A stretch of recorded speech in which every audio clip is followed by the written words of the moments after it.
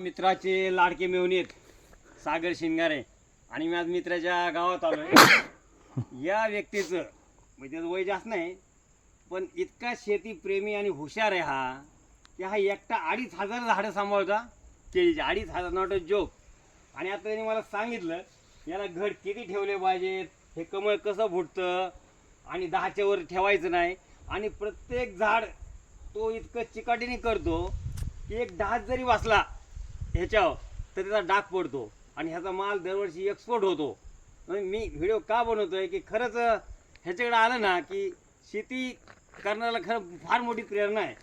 ह्याला मी विचारलं की एवढं सगळं सांभाळतो, एक पण कामगार नाही ह्याच्याकडे, एक पण, आणि 2500 झाडं मेंटेन करतो आणि तो नक्की त्याच्या दाजीला 5-25 लाख रुपये कमवून देणार आहे या 2-3 महिन्यामध्ये।